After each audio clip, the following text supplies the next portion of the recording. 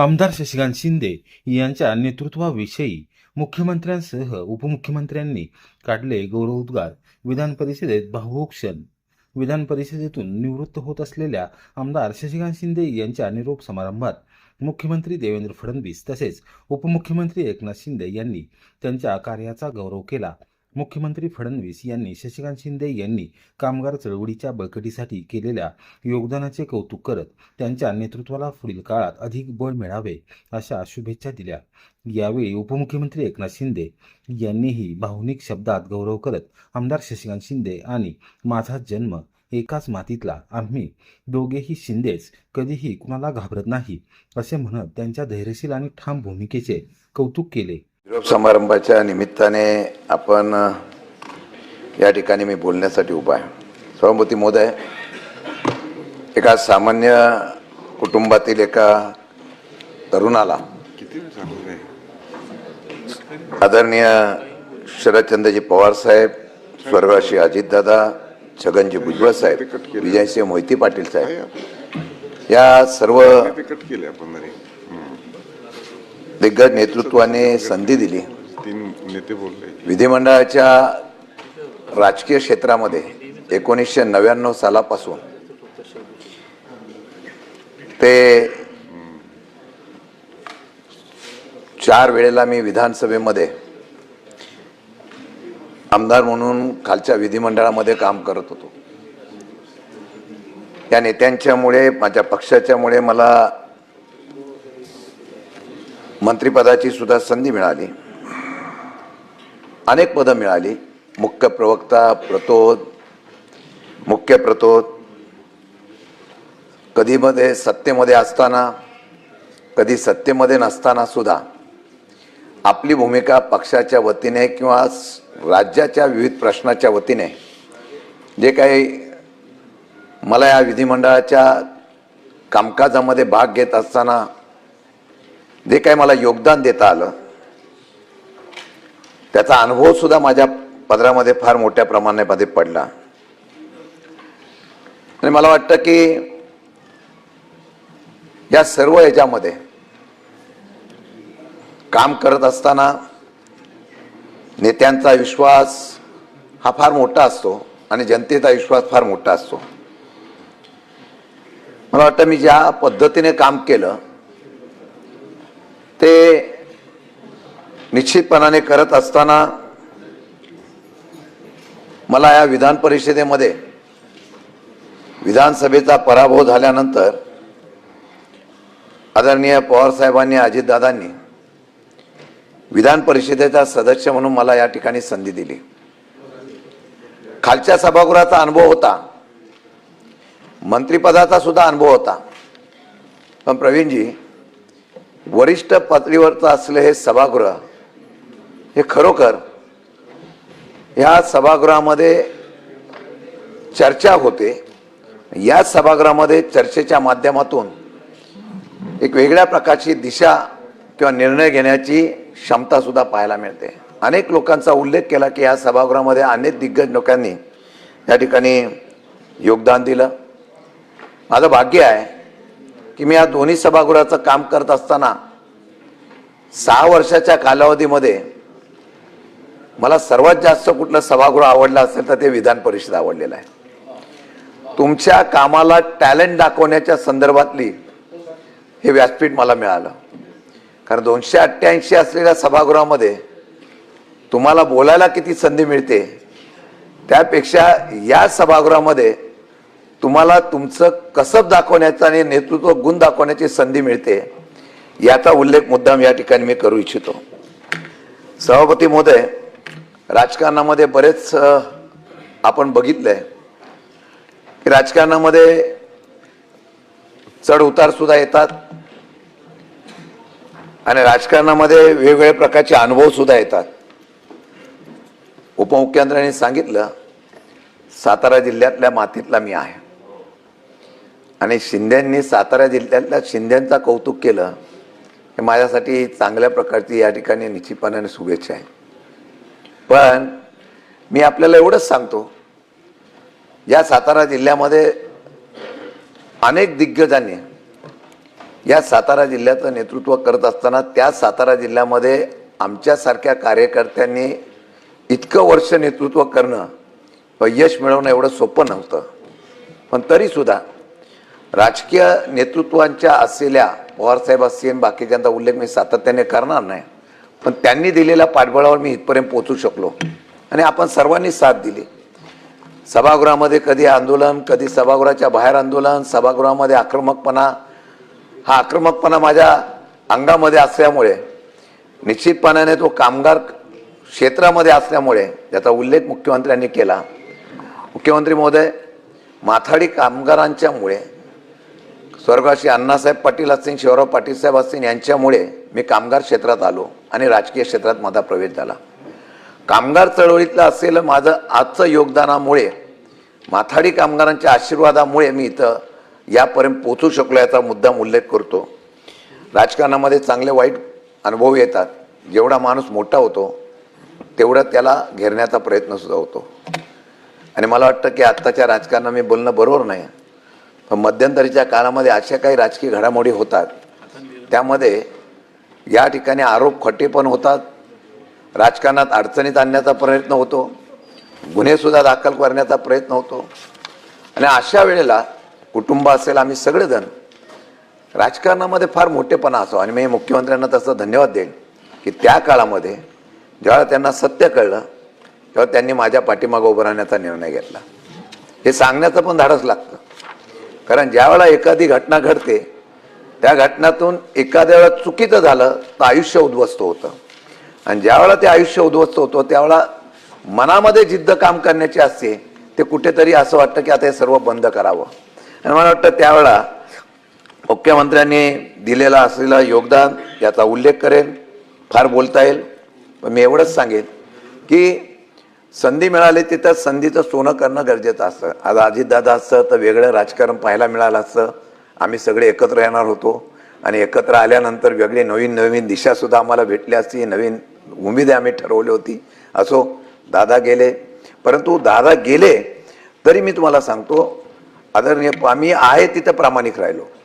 पवार साहेबांच्यावर असो, मला अनेक तसं प्रलोभन होते, अनेक त्या ठिकाणी बोलवण्याचा विषय आला, परंतु आपण जिथं आहोत ज्यांच्यामुळे घडलो त्या असलेल्या लोकांच्या बरोबर प्रामाणिक राहणं हीच खरी राजकारणातली विषय आणि ओळख असावी, ही पाळण्याचा प्रयत्न मी निश्चितपणाने केला आणि त्याचं फळ काय मिळो न मिळो, परंतु आज एक आमची जी प्रतिमा महाराष्ट्रामध्ये आहे, आज ही प्रतिमा या ठिकाणी आहे. सभागृहामध्ये मी अतिशयोक्तीपणा बोलत नाही, पण कोणताही विषय असला की सभागृहामध्ये आम्ही 2-3 लोक उभं राहिलो की आपोआप समोरच्यांना सुद्धा वाटतं की हे बोलतायत म्हणजे काहीतरी, आणि आम्ही अभ्यासपूर्ण बोलून त्या प्रकारे निर्णय घेण्याचा प्रयत्न केला. मी एवढंच सांगेन की आज या सर्व घडामोडीमध्ये ज्यांनी ज्यांनी मला सहकार्य केलं, ज्यांनी ज्यांनी आशीर्वाद दिला, ज्यांनी ज्यांनी पाठबळ दिलं, त्या सर्वांचं मनापासून आभार व्यक्त करतो. आभार व्यक्त करताना मग मी पण एक चारोळी आपली बोलून जातो. उडत्या पाखरांना परतीची तमान असावी, उडत्या पाखरांना परतीची तमान असावी, नेहमी नवी दिशा असावी, घरट्याचं काय केव्हाही बांधता येईल, क्षितिजा पलीकडे झेप घेण्याची मनात जिद्द असावी. अशा प्रकारचा या ठिकाणी उल्लेख करतो. नाही, मनामध्ये कुठले तरी क्षितिजा पलीकडे जाण्याची जिद्द असावी हा हेतू ठेवूनच नाही. लोकसभेला लढलो होतो, तुम्ही त्या दिवशी बोलला का नाही?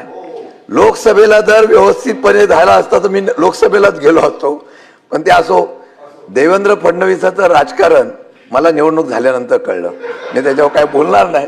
परंतु सभापती महोदय, मी एवढंच सांगेल काय, मी लढणार आहे. नेत्यांचा आदेश आला तुला लढलं पाहिजे. आम्ही सगळे होतो, उद्धवजी ठाकरे साहेब, आम्ही सगळे एकत्र होतो. त्यांनी सांगितलं तुला लढलं पाहिजे, ते लढलो.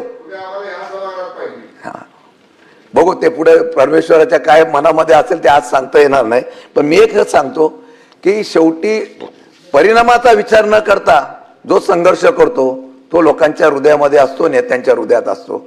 आणि मला वाटतं ते करण्याचा प्रयत्न मी केला, एक आपलेपणा जपण्याचा प्रयत्न केला. आणि मला माहिती आहे की आपण सगळेजण एका राजकारणामध्ये काम करणाऱ्या कार्यकर्त्याच्या असलेल्या कर्तृत्वाला निश्चितपणाने दाद देण्याचा प्रयत्न करता, ही निश्चितपणाने मी अपेक्षा व्यक्त करतो. आणि मनापासून आमच्या सर्व बाकीचे सदस्य जे आहेत त्यांचं सुद्धा मी मनापासून अभिनंदन करतो, आभार व्यक्त करतो. उद्धवजी साहेब असतील, त्यानंतर नीलम गोरेताई असतील, बाकीचे सर्व सदस्य, या सगळ्यांचं मनापासून मी अभिनंदन करतो, आभार व्यक्त करतो. आणि सभापती महोदय, तुमचं विशेषतः आभार व्यक्त करतो. कारण कालच्या सभागृहामध्ये असताना विरोधातला ते आम्हाला बोलायला मिळायचं नाही, सत्तेमध्ये असलं की आम्हाला बोलायला मिळायचं नाही. परंतु ज्या ज्या वेळा तुम्ही आल्यापासून मला फार मोठी संधी मिळाली, त्यामुळे मी महाराष्ट्रामध्ये पोचू शकलो, याचा उल्लेख मुद्दाम करतो. आणि त्याचा उल्लेख एवढ्यासाठी करतो की ज्या वेळा आम्ही सभागृहात बोलतो, मग मी असतील, अनिल परब असतील, सचिन भाऊ असतील, सगळे सदस्य असतो, प्रवीण असतो, आमचा दरेकर वगैरे, आमची जुगलबंदी होते कधी कधी. परंतु लोकांच्या हितासाठी ज्यावेळेला आम्ही मुद्दे मांडतो, त्याला मांडण्यासाठी संधी देणं, याला पण मोठेपणा लागतो. हल्ली ती संधी मिळते नाही मिळते. पूर्वी खाली असायचो तेव्हा विरोधामध्ये असल्यानंतर आमच्याकडे तर बघायचेच नाही, सांगायचं तुम्ही बोलूच नका. पण तुम्ही तो समतोलपणा राखला, त्याबद्दल विशेषतः तुमचा आभार व्यक्त करतो. आणि खरंच सांगतो, या सभागृहामध्ये आणि खालच्या सभागृहामध्ये काम करत असताना मी भुजबळ साहेबांचा उल्लेख केला, अजितदादांचा केला, विजयदादांचा केला. कारण 99ला तिकीट मागताना त्यांनी मला, पवार साहेबांनी आणि सगळ्यांनी सांगितलं यांना तिकीट देऊन टाकायचे, एक लढणारा कार्यकर्ता म्हणून द्यायचं. 99ला आलो. 25-30 वर्षाचा आज कारकिर्दी माझी अशीच पुढे राहिली. ह्या सर्वांनी ज्यांनी सहकार्य केलं, तेवढं निश्चितपणाने या ठिकाणी आमच्या सचिवालयात असलेल्या सगळ्या आमच्या या अधिकाऱ्यांचं पण मनापासून आभार व्यक्त करतो. आणि असंच प्रेम राहून द्या. परत कधी संधी येईल. कोणाच्या पोटात काय, नियतेच्या पोटात काय सांगता येत नाही. पण मी एक सांगतो, मी असं म्हणणार नाही मी पुन्हा येईन, पण मी कधी संधी मिळाली तर निश्चित येईल, एवढंच सांगतो आणि थांबतो. शशिकांत शिंदे हे देखील निवृत्त होत आहेत. शशिकांत शिंदे आणि माझा जन्म एकाच मातीतला आहे. आम्ही दोघंही साताऱ्याचे सुपुत्र आहोत. त्यात दोघंही शिंदे, त्यामुळे आमचं नातं तसं गावकीचं भावकीचं आहे. साताऱ्याची माती झुंज करायला, लढायला शिकवते.